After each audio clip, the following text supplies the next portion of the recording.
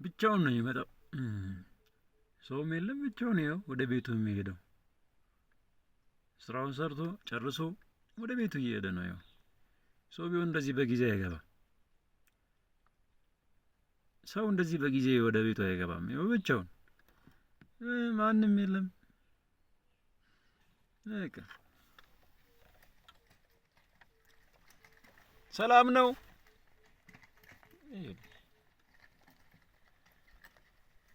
በቃ ቀጥታ